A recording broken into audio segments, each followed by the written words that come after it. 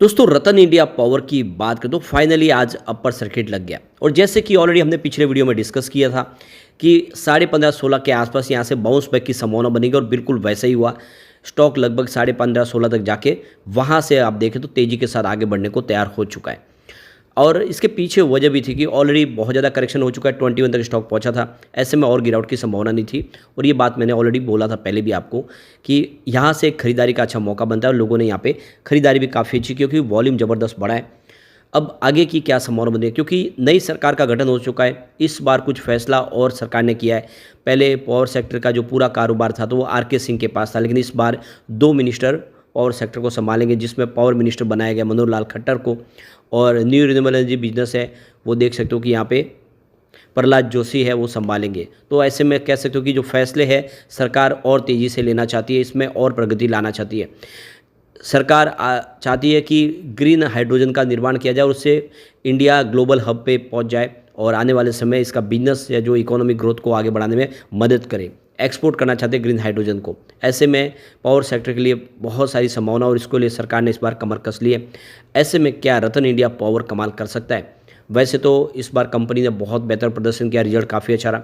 आगे की क्या संभावना जानेंगे इस वीडियो के माध्यम से।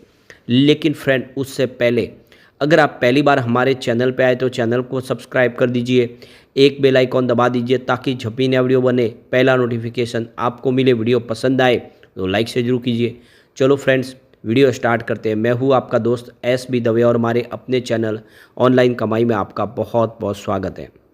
तो सबसे पहले रतन इंडिया के आज के कारोबार की बात करें तो अभी 2:30 बजे के आसपास का टाइम है। अभी बाजार शुरू है स्टॉक में, लेकिन अपर सर्किट लग गया है। तो स्टॉक की शुरुआत 16 पर हुई, क्लोजिंग कल की 16.24 पर थी लोअर सर्किट पर। पिछले 2-3 ट्रेडिंग सेशन से लगातार लोअर सर्किट लग रहे थे, स्टॉक 21 से नीचे आया। अब आप देख सकते हो कि आज भी इसमें लोअर सर्किट की संभावना बनी। स्टॉक देख सकते हो कि 15.65 पर आया, लेकिन वहाँ से एक बाउंस बैक दिया शानदार और 17.05 पर आ गया। तो जैसे ऑलरेडी हमने पिछले 2-3 वीडियो में डिस्कस किया था कि 15.5-16 से स्टॉक फिर बाउंस बैक दे देगा, बिल्कुल वैसा ही हुआ और 15.65 से स्टॉक ने बाउंस बैक दे दिया और तेज़ी से आगे बढ़ने को तैयार हो चुका है। तो यहाँ पे स्टॉक इस लेवल पे मजबूत है और आप देख सकते हो कि ये एक तेज़ी के साथ आगे बढ़ने को तैयार है। इसमें करेक्शन भी हो चुका है काफ़ी ज़्यादा, तो फिर एक फ्रेश तेज़ी के लिए स्टॉक ने तैयारी कर दी है। 17 पे आ चुका है स्टॉक। अब आप देख सकते हो कि रतन इंडिया पावर की बात करो, यह देश की सबसे बड़ी प्राइवेट सेक्टर की बिजली निर्माण करने वाली कंपनी है। और देख सकते हो कि लोकसभा के चुनाव की जो शुरुआत हुई थी उसके बाद में इसने 100% का रिटर्न दे दिया। 19 अप्रैल को लोकसभा के चुनाव का जो पहले चरण की वोटिंग हुई तब रतन इंडिया पावर की शेयर प्राइस 9 रुपये 20 पैसे के आसपास थी और 30 दिनों में ये 18 रुपये को पार कर गया। तो आप देख सकते हो कि जो इलेक्शन का जो पीरियड था इसके लिए काफ़ी शानदार रहा और इस दौरान स्टॉक ने लोगों को मल्टी बैगर रिटर्न दे दिया। वैसे रतन इंडिया के पावर जो स्टॉक है उसमें जो गिरावट का सिलसिला है वो आप देखो 4 जून से ही शुरू हो गया था, जिस दिन रिजल्ट डिक्लेयर हुआ। तो उस दिन हाई जो बनाया था इसने 21.10 का था और वहाँ से इसमें गिरावट का दौर शुरू हुआ और स्टॉक आप देख सकते हो गिरते हुए लगभग 15.5 तक पहुँच गया। सबसे बड़ी बात है रतन इंडिया पावर के कारोबार की बात करें तो ये निजी सेक्टर की पावर सेक्टर की बहुत मजबूत कंपनी है। 2007 में राजीव रतन ने इसकी शुरुआत की थी और इसका जो मुख्य बिजनेस है थर्मल पावर प्रोजेक्ट है और उसको प्रोजेक्ट से संबंधित सब काम करती है। कंपनी के अमरावती और नासिक में थर्मल पावर प्लांट है और करीब 2700 मेगावाट की बिजली पैदा करती है, जिससे लाखों घरों को बिजली मिलती है। कंपनी ने इस बार जो प्रॉफिट बताया वो बहुत ही ज़बरदस्त था और इसके पीछे पुरानी आउटस्टैंडिंग थी, लेकिन अगर उसको भी साइड में कर दे तो इस बार कंपनी का जो लॉस था वो लगभग ख़त्म हो गया है और कंपनी के पास अच्छा खासा कैश फ्लो है। कंपनी के मैनेजमेंट की तरफ से जो बयान दिया गया है कि आने वाले इसमें जो कैश है उसका इस्तेमाल ग्रीन एनर्जी के पोर्टफोलियो को मजबूत करने में किया जाएगा। अब जैसे कि मोदी 3.0 गवर्नमेंट इस बार शुरू हो चुकी है, तो तीसरे कार्यकाल में पावर सेक्टर के लिए सरकार ने और बहुत सारी योजनाएं बनाई। इसके लिए 2 मिनिस्टर बना दिए गए। पिछली बार पूरा का पूरा जो कामकाज वो आर के सिंह के पास था, वो पावर मिनिस्टर थे और न्यू रिन्यूएबल एनर्जी मिनिस्टर भी थे। इस बार न्यू रिन्यूएबल एनर्जी मिनिस्टर देख रहे हो कि प्रहलाद जोशी को बनाया गया है और पावर मिनिस्टर मनोहर लाल खट्टर को बनाया गया है। ऐसे में आने वाले इसमें सरकार की मंशा साफ झलकती है कि सरकार पावर सेक्टर में आमूल परिवर्तन लाना चाहते हैं। तो जो सरकार ने 100 डेज का रोड मैप प्लान तैयार किया है जो आने वाले समय पावर सेक्टर के लिए बहुत कुछ यहाँ पे बदलता हुआ दिखाई देगा। सरकार इस समय स्टोरेज के ऊपर और ज़्यादा से ज़्यादा बिजली निर्माण किस तरह से उसके ऊपर ध्यान दे रही है, ग्रिड कनेक्टिविटी किस तरह से मजबूत की जाए। सरकार ज़्यादा से ज़्यादा थर्मल पावर प्लांट के माध्यम से बिजली का निर्माण करना चाहते हैं ताकि जो डिमांड है उसको मैच किया जा सके।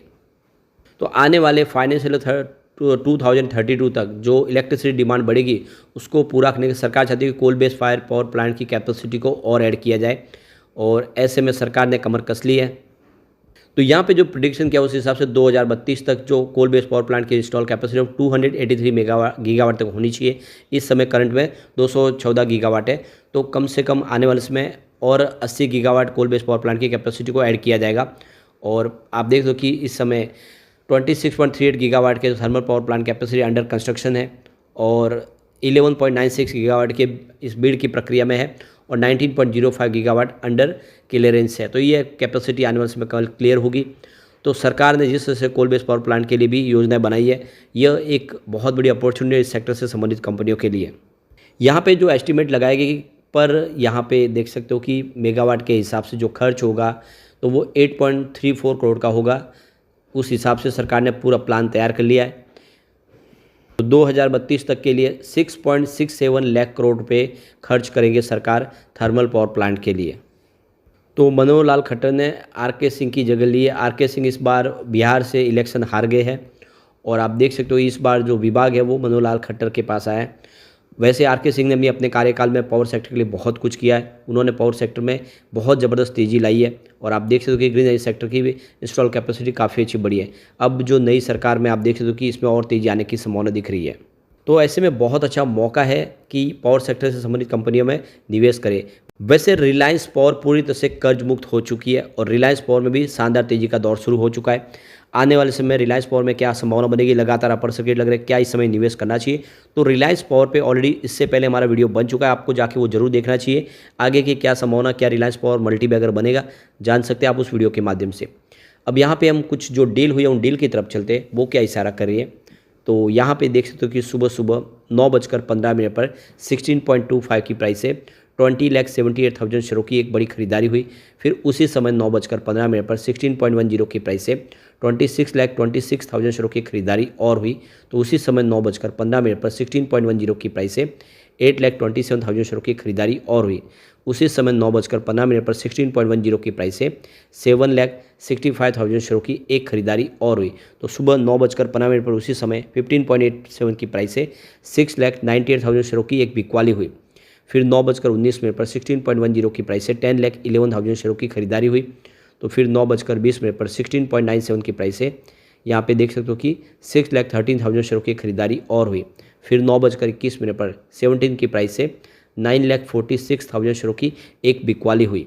तो क्लियरली आप समझ सकते हो कि यहाँ पे सुबह सुबह ही जिस तरह से बड़ी खरीदारी शुरू हुई, स्टॉक में लग गया अपर सर्किट और ये अब तेज़ी थोड़ी और जारी रह सकती है। अब एक बार हम इसकी परफॉर्मेंस को देखें, पावर इंडेक्स और स्मॉल कैप के मुकाबले इसका प्रदर्शन कैसा है। तो पिछले 5 सालों में रतन इंडिया पावर ने 52% का शानदार रिटर्न दिया है। इस दौरान BSE पावर इंडेक्स में 31% की तेज़ी बनी है, स्मॉल कैप में 27% की तेज़ी बनी है। तो विनर यहाँ पे रतन इंडिया पावर है। 3 साल की बात तो रतन इंडिया पावर ने 51% का शानदार रिटर्न दिया। इस दौरान BSE पावर इंडेक्स में 37% की तेज़ी बनी है, स्मॉल कैप 25% दौड़ा है। तो विनर यहाँ पर रतन इंडिया है। 1 ईयर की बात कर ले तो 326% का इसने बम्पर रिटर्न दिया है। इस दौरान BSE पावर इंडेक्स में 97% की तेज़ी बनी है, स्मॉल कैप में 59% की तेज़ी बनी है। तो सबसे शानदार रिटर्न दिया रतन इंडिया पावर ने। पिछले 3 महीनों की बात करें, रतन इंडिया पावर ने 84% का जबरदस्त रिटर्न दिया है। इस दौरान पावर इंडेक्स में 15% की तेज़ी बनी है, स्मॉल कैप में 14% की तेज़ी है। तो 3 मंथ के हिसाब से भी विनर रतन इंडिया पावर ही है। पिछले 1 महीने के हिसाब से यहाँ पे 47% का जबरदस्त रिटर्न दिया है स्टॉक ने, जबकि BSE पावर इंडेक्स में 10% की तेज़ी बनी है, स्मॉल कैप में 10% की तेज़ी है। तो यहाँ पर भी विनर आपको रतन इंडिया पावर ही दिखाई देगा। ईयर टू डेट के हिसाब से इसका रिटर्न 89% है, जो ज़बरदस्त है, जबकि पावर इंडेक्स में 34% का पॉजिटिव रिटर्न मिला है और स्मॉल कैप में 17% की तेज़ी बनी है। ओवरऑल देखें तो इसका रिटर्न बहुत अच्छा है। ऐसे में अब आने वाले समय अपॉर्चुनिटी बहुत है, दाव लगाए, लॉन्ग टर्म का नजरिया लेके ये आने वाले समय आपको ज़बरदस्त रिटर्न दे सकता है। लेकिन फ्रेंड, कोई भी इन्वेस्टमेंट करने से पहले अपने फाइनेंशियल एडवाइजर्स पर ले ले या अपना खुद का रिसर्च करें, क्योंकि मैंने वीडियो आपके एजुकेशनल पर्पज़ के लिए ही बनाया। वीडियो पसंद आए तो लाइक से जरूर कीजिए और चैनल को सब्सक्राइब कर दीजिए। Thank you friends.